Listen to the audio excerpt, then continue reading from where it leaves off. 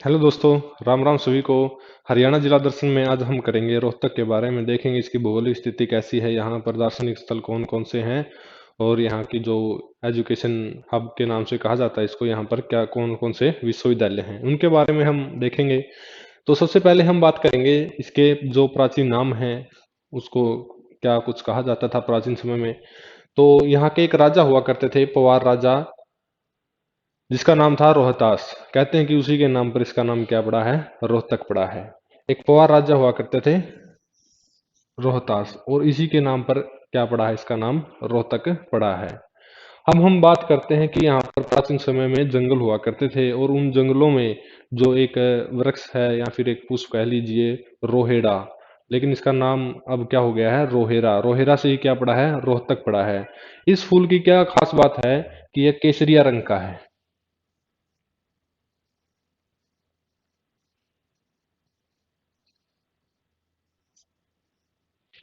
केसरिया रंग का है क्या ये पुष्प है, और ये राजस्थान का क्या है, राजकीय पुष्प भी है। तो इसकी क्या खास बात है कि ये हमेशा रेगिस्तानी वृक्ष है। ये क्या है, रेगिस्तानी वृक्ष है, और शुष्क और अर्ध शुष्क जलवायु क्षेत्र में इसका जीवन क्या है, पनपता है। तो जहाँ पर राजस्थानी इलाका होता है, वर्षा कम होती है, तो वहां पर क्या होता है, इसकी फॉर्मेशन उपजता है ये। तो केसरिया रंग का ये, और कहते हैं कि इसी के नाम पर क्या पड़ा है, रोहतक नाम पड़ा है। अब आप देखेंगे हम इसके उपनाम के बारे में। सबसे पहले तो इसको एजुकेशन हब के नाम से भी जाना जाता है। एजुकेशन हब के नाम से भी इसको जाना जाता है।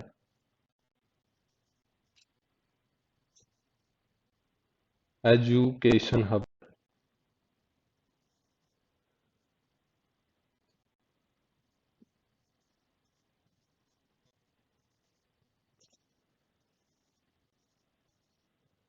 एजुकेशन हब के नाम से भी जाना जाता है। क्यों जाना जाता है, क्योंकि यहाँ पर क्या है, यूनिवर्सिटीज हैं, इसलिए इसको एजुकेशन हब या एजुकेशन सिटी के नाम से भी जाना जाता है। लेकिन कहते हैं कि इसको शुगर सिटी के रूप में इसका क्या किया गया है, विकास किया गया है। दो जिलों का शुगर सिटी के रूप में विकास किया गया है। कौन कौन से हैं, एक तो है पलवल और एक है रोहतक। तो रोहतक को क्या कहा जाता है, शुगर सिटी भी कहा जाता है, एजुकेशन हब भी कहा जाता है। एजुकेशन हब क्यों कहा जाता है, क्योंकि यहाँ पर क्या है, यूनिवर्सिटीज हैं। यूनिवर्सिटीज की संख्या ज्यादा है, इसलिए इसको क्या कहा जाता है, एजुकेशन हब भी कहा जाता है।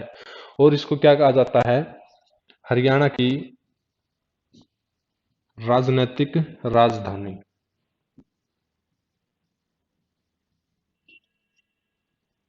राजनैतिक राजधानी भी इनको क्या कहा जाता है। तो ये थे इसके कुछ उपनाम। अब हम आगे देखेंगे, जो इसकी जो तहसील है, चार तहसील हैं। कौन कौन सी हैं, रोहतक, महम, सांपला और कलानौर। इसकी क्या है, चार तहसील हैं। हम बात करते हैं स्थापना के बारे में। इसकी स्थापना कब होती है, जब हरियाणा अलग हुआ था पंजाब से, तभी से इसकी स्थापना है। 1 नवंबर 1966 को इसकी स्थापना है। जब 1 नवंबर 1966 को अलग हुए थे, तो हरियाणा में कितने जिले थे, 7 जिले थे। इन 7 जिलों में क्या था, एक रोहतक भी था। तो इसकी स्थापना कब होती है, 1 नवंबर 1966 को रोहतक की स्थापना होती है। अब हम आगे देखेंगे, जो इसका क्षेत्रफल है वो कितना है, 1745 वर्ग किलोमीटर इसका क्या है, क्षेत्रफल है। अब हम बात करेंगे इसके जो मंडल हैं उनके बारे में। 5 मंडल हैं। कौन कौन से, एक खुद रोहतक, सेकंड पे झज्जर, थर्ड पे आता है सोनीपत, फोर्थ है भिवानी, और फिफ्थ है चरखी दादरी।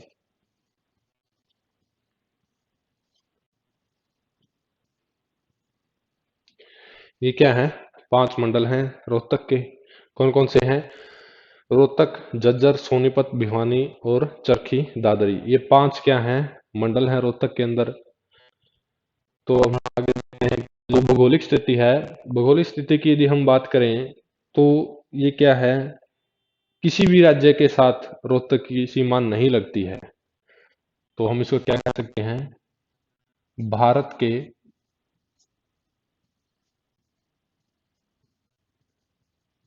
किसी भी राज्य के साथ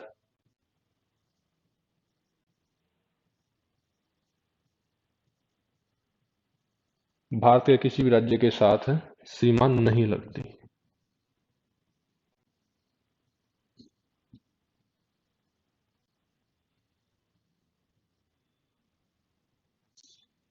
भारत के किसी भी राज्य के साथ इसकी सीमा नहीं लगती है।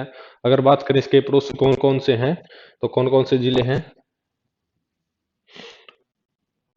तो बात करें इसके जो झज्जर,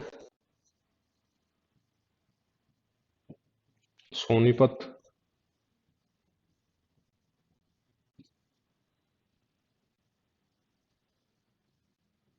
भिवानी,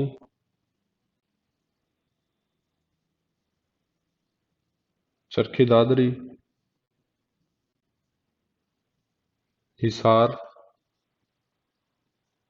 और जींद, इन 6 जिलों की सीमा क्या लगती है? रोहतक के साथ में लगती है। झज्जर, सोनीपत, भिवानी, चरखी दादरी, हिसार और जींद, इनकी क्या लगती है? सीमा लगती है। ये थी इसकी भौगोलिक स्थिति। अब हम बात भौगोलिक स्थिति में ही हम बात करें तो यहाँ के हम क्या देखते हैं? मृदा किस प्रकार की है और यहाँ की जो कृषि है वो किस प्रकार से की जाती है, और यहाँ के जो दार्शनिक स्थल हैं वे कौन कौन से हैं। तो सबसे पहले हम बात करते हैं भौगोलिक स्थिति में यहाँ की जो मृदा है वो किस प्रकार की मृदा है। यहाँ पर 2 प्रकार की मृदा है। कौन कौन सी? एक तो जलोढ़ मृदा है और दूसरी अपेक्षाकृत दोमट बालू मृदा। तो यहाँ पर कितने प्रकार की मृदा है? 2 प्रकार की मृदा है। सबसे पहले हम बात करते हैं अपेक्षाकृत दोमट बालू मृदा। अपेक्षाकृत दोमट बालू मृदा। और दूसरी जो मिट्टी है वो कौन सी है?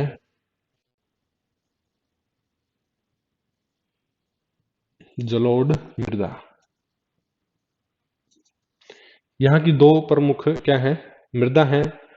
सबसे पहले कौन सी आती है? अपेक्षाकृत दोमट बालू मृदा। अपेक्षाकृत से हमारा क्या मतलब है कि यहाँ पर जो इस मिट्टी में जो बालू की अधिकता होगी वो किस प्रकार से होगी? ज्यादा होगी।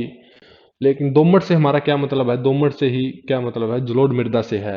ऐसी जलोढ़ मृदा जिसमें बालू की मात्रा क्या होती है? ज्यादा होती है, उसको हम क्या कहते हैं? अपेक्षाकृत दोमट बालू मृदा कहते हैं। जो जलोढ़ मृदा होती है वो किस प्रकार की मृदा होती है? उपजाऊ मृदा है। किस प्रकार की मृदा है? उपजाऊ मृदा है। तो बात करेंगे अब यहाँ की जो प्रमुख फसलें हैं वो कौन कौन सी हैं। तो पूरे हरियाणा के अंदर यदि मैं बात करूं, हरियाणा में सर्वाधिक ज्वार का उत्पादन कहां पर होता है? हरियाणा में सर्वाधिक ज्वार का उत्पादन, हरियाणा में सर्वाधिक ज्वार का उत्पादन कहां पर होता है? रोहतक के अंदर होता है। लेकिन जो प्रमुख फसलें हैं वो कौन कौन सी यहाँ की? गेहूं, गन्ना,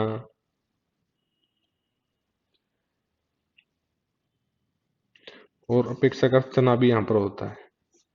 तो ये यहाँ की प्रमुख फसलें थी। तो ये भौगोलिक स्थिति के अंदर और हम क्या देखते हैं? तो यहाँ की जो झीलें हैं उनके बारे में हम देखेंगे। तो यहाँ की झील कौन सी है? भिंडावास झील। भिंडावास झील की यदि हम बात करें तो ये एक मानव निर्मित झील है। क्या है? एक मानव के द्वारा बनाई गई एक झील है। प्राकृतिक नहीं, क्या है? कृत्रिम है। कृत्रिम किसको बोलेंगे? जो मानव के द्वारा बनाई जाती है, और प्राकृतिक जो नेचर के द्वारा बनाई जाती है। तो ये है भिंडावास झील यहाँ की। अब हम बात करेंगे तिलियार झील के बारे में। जो तिलियार झील है, तिलियार झील की बात करें तो ये 172 एकड़ के अंदर फैली हुई है। जो इसका क्षेत्रफल है वो कितना है, 172 एकड़ के अंदर ये फैली हुई है। प्रवासी पक्षी भी यहाँ पर आते हैं सर्दियों के समय में। और इसको क्या है, यहाँ पर अगर यहाँ पर क्या किया गया है, स्टैब्लिश किया गया है, स्थापित किया गया मिनी चिड़ियाघर। उसमें क्या क्या देखने को मिलेगा, टाइगर, पैंथर, हिरण, पक्षी, बंदर आदि जानवरों के साथ यहाँ पर क्या बनाया जा रहा है, 35 करोड़ की लागत के साथ यहाँ पर इंटरनेशनल लेवल के ऊपर इसको ले जाया जाएगा। तो यहाँ पर क्या बनाया जा रहा है, मिनी चिड़ियाघर को बनाया जा रहा है। अब हम बात करेंगे रोहतक के उद्योगों के बारे में। रोहतक के उद्योग में क्या कुछ खास बात है। यहाँ पर ज्यादा उद्योग नहीं है, लेकिन जो यहाँ के जो प्रसिद्ध उद्योग हैं वो कौन कौन से हैं। एक तो रेवड़ी का उद्योग, रेवड़ी और गज्जक के उद्योग हैं यहाँ पर। रेवड़ी और गज्जक के उद्योग हैं। लेकिन यहाँ पर क्या किया जाएगा, एक आर्मी के लिए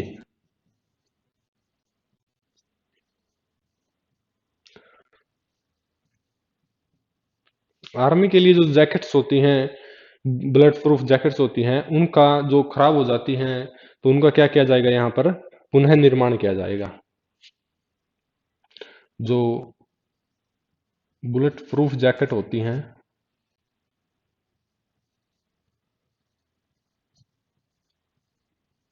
बुलेट प्रूफ जैकेट, इनका क्या किया जाएगा, पुनः निर्माण किया जाएगा।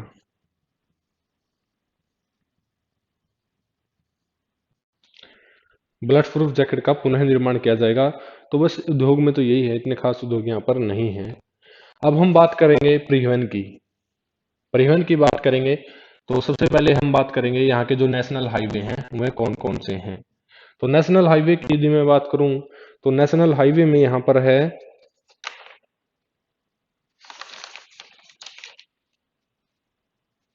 NH9 और NH352।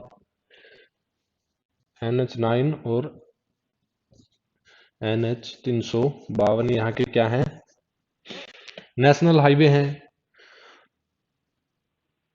अब बात करेंगे यहाँ पर क्या, रेलवे के बारे में। तो रेलवे के बारे में बात करेंगे तो जो पहली CNG हरियाणा की ट्रेन है, पहली CNG ट्रेन वो चलाई गई थी रेवाड़ी से रोहतक।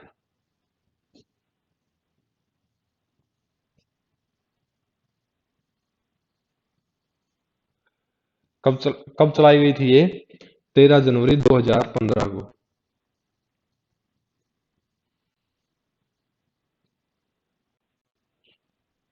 13 जनवरी 2015 को चलाई गई थी पहली CNG ट्रेन। और हम बात करेंगे जो हरियाणा का पहला एलिवेटेड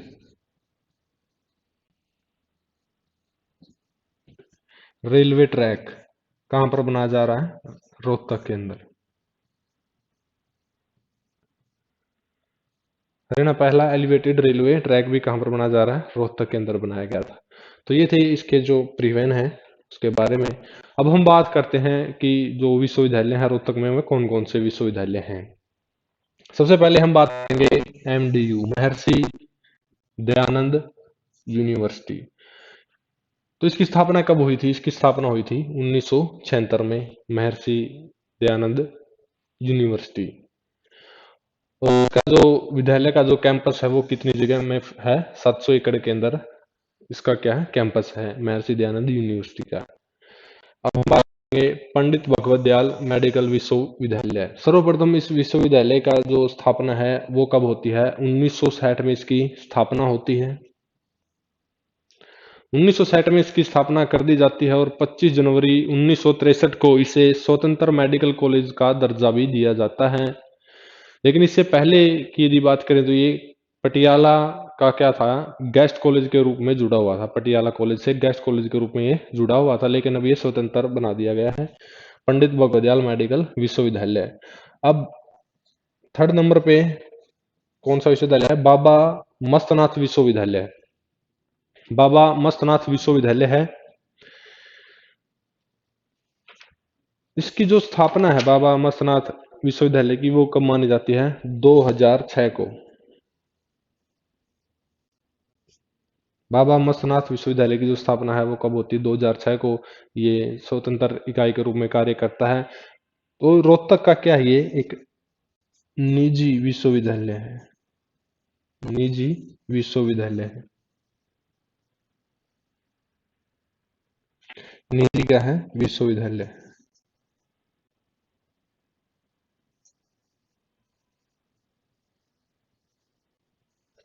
तो ये थी यूनिवर्सिटीज रोहतक की कौन कौन सी हैं। महर्षि दयानंद स्थापना 1976 में होती है। पंडित भगवत दयाल विश्वविद्यालय, इसकी स्थापना 1960 में होती है, लेकिन ये स्वतंत्र इकाई के रूप में 1963 से काम करना शुरू कर देता है। पहले ये पटियाला कॉलेज से जुड़ा हुआ, विश्वविद्यालय से जुड़ा हुआ था, लेकिन अब क्या ये स्वतंत्र विश्वविद्यालय है। हम बात करते हैं बाबा मस्तनाथ विश्वविद्यालय की स्थापना कब होती है? 2006 में। तो ये रोहतक का निजी विश्वविद्यालय है। तो रोहतक में आज के लिए बस इतना ही। Thank you.